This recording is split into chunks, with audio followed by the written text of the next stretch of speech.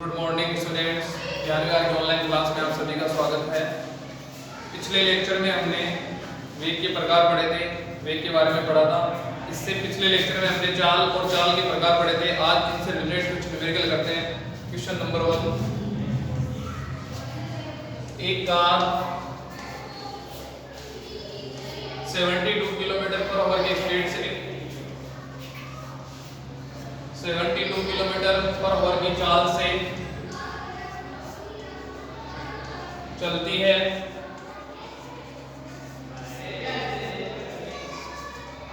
और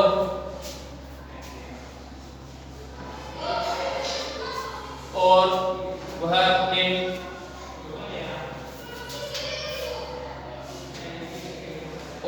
अपने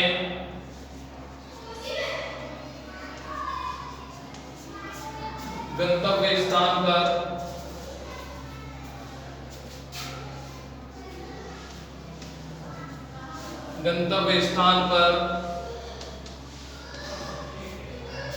पहुंचने में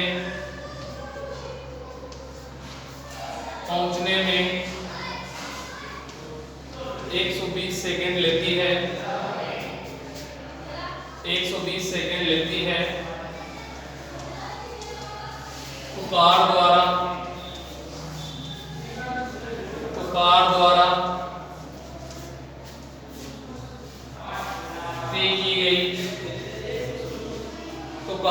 तय की गई दूरी का मान ज्ञात करो। तो कार द्वारा तय की गई दूरी का मान ज्ञात करो। क्वेश्चन में हमें क्या दे रखा है? एक कार है, उसकी स्पीड, उसकी चाल कितनी दे रखी है? 72 किलोमीटर पर आवर। इतनी स्पीड से चलती है और वो अपने गंतव्य स्थान पर जहां उसको पहुंचना है वहां पर उसको पहुंचने में 120 सेकंड का समय लगता है। तो कार द्वारा तय की गई दूरी का मान हमें बताना है। तो कार द्वारा तय की गई दूरी का मान कैसे निकालेंगे? आंसर निकालेंगे। उत्तर दिया है, क्या क्या दे रखा है? चाल दे रखी है। चाल कितनी है? 72 किलोमीटर पर आवर। ठीक है। इसके बाद हमारे पास समय दे रखा है। समय कितना है? समय दे रखा है 120 सेकेंड। तो हमारे पास फॉर्मूला होता है चाल बराबर दूरी बटा समय। चाल बराबर दूरी बटा समय। दूरी हमें निकालनी है तो क्या लिखेंगे? दूरी इज इक्वल टू चाल इनटू समय। दूरी इज इक्वल टू चाल इनटू समय। तो यहाँ पर समय में दे रखा है सेकंड में और चाल हमारे पास 72 किलोमीटर पर आवर। तो एमकेएस, सीजीएस, एफपीएस पद्धति हमने पढ़ी थी। एमकेएस पद्धति में द्रव्यमान को केजी में, लंबाई को मीटर में और समय को किस में लेते हैं? सेकंड में। तो यहाँ पर लंबाई को किस में लेते हैं? मीटर में। और यहाँ पर हमारे पास जो चाल दे रखी है किलोमीटर पर आवर में दे रखी है, तो इसको हमें क्या करना पड़ेगा? चेंज करना पड़ेगा। तो 72 किलोमीटर को हमें मीटर पर सेकंड में कन्वर्ट करना पड़ेगा। तो 72 किलोमीटर पर आवर। तो 1 किलोमीटर में कितने मीटर होते हैं? वो होते हैं 1000। और 1 घंटे में सेकंड कितने होते हैं? 3600। इसको हम सोल्व करेंगे तो 2 0 से 2 0 कैंसिल, 2 से डिवाइड करेंगे तो कितना आएगा? 5। और यहाँ पे कितना आ जाएगा? 18। और 18 को इससे डिवाइड करेंगे तो कितना आ जाएगा? 4। और 4 × 5 कितने हो जाएंगे? 20। तो स्पीड जो होगी वो कितनी होगी? 20 मीटर पर सेकंड। मीटर पर सेकंड में क्यों कन्वर्ट किया? क्योंकि हम एमकेएस या एसआई पद्धति में टाइम को मेजर करते हैं सेकंड में, लेंथ को या लंबाई को मेजर करते हैं मीटर में और द्रव्यमान को किसमें मेजर करते हैं? केजी में या किलोग्राम में। तो यहाँ पे हमने मीटर पर सेकंड में इसलिए कन्वर्ट किया क्योंकि एसआई पद्धति या एमकेएस पद्धति में हम लंबाई को मीटर में और समय को सेकंड में मेजर करते हैं या मापते हैं। तो चाल की वैल्यू यहाँ पे रखेंगे 20 और समय की वैल्यू रखेंगे 120 सेकंड। तो दूरी इज इक्वल टू क्या आ जाएगा? दूरी इज इक्वल टू 20 × 120। तो आंसर कितना आ जाएगा? दूरी इज इक्वल टू, आंसर आ जाएगा 2400 मीटर, 2400 मीटर। एक कार 72 किलोमीटर पर आवर की स्पीड से चलती है और अपने गंतव्य स्थान पर 120 सेकंड में पहुंचती है, तो कार द्वारा दी गई दूरी का मान कितना होगा? 2400 मीटर। ठीक है, इसके बाद नेक्स्ट क्वेश्चन की बात करते हैं।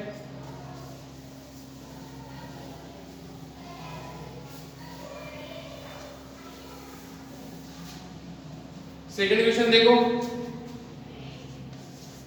सेकंड क्वेश्चन हमारे पास है,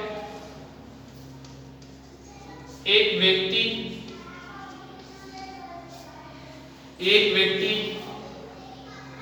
स्मॉल r त्रिज्या की वर्ताकार पथ में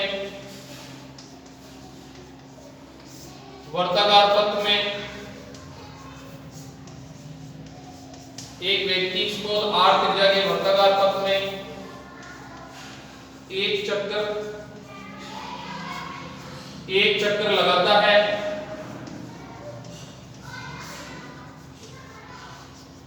एक व्यक्ति स्मॉल r त्रिज्या के वर्ताकार पथ में एक चक्कर लगाता है, तो व्यक्ति का औसत वेग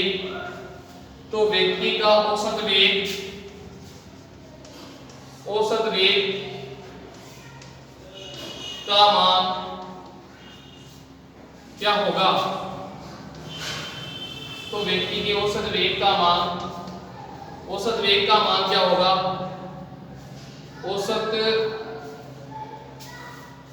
औसत वेग का मान क्या होगा?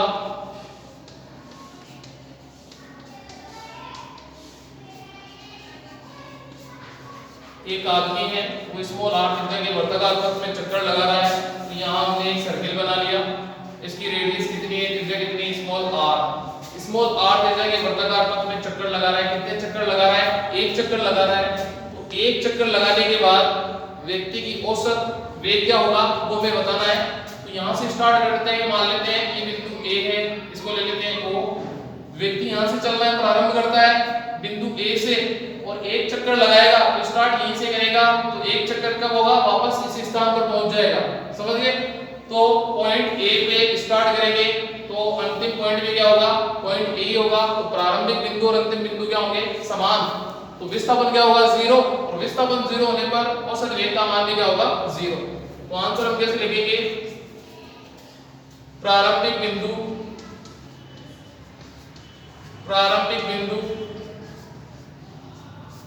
व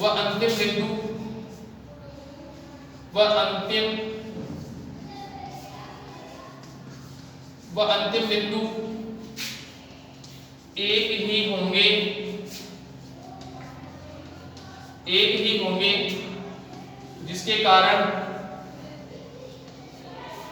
कारण विस्थापन का मान 0 होगा। विस्थापन का मान 0 होगा। विस्थापन का मान 0 होगा। विस्थापन 0 होने की वजह से औसत वेग का मान क्या होगा? 0 होगा। देखो औसत वेग का फॉर्मूला क्या होता है? औसत वेग का फॉर्मूला होता है कुल विस्थापन अपॉन कुल समय। तो कुल विस्थापन कितना दे रखा है? 0 0। तो यहाँ पे 0 अपॉन t ले सकते हैं। एक चक्कर लगाने में मान लो समय लग रहा है इसको t, तो 0 अपॉन t, तो फाइनल आंसर इतना आ जाएगा 0। औसत वेग का मान क्या होगा? औसत वेग का मान होगा 0। ठीक है, इसके बाद जो नेक्स्ट न्यूमेरिकल है वो हम नेक्स्ट वीडियो में पढ़ेंगे।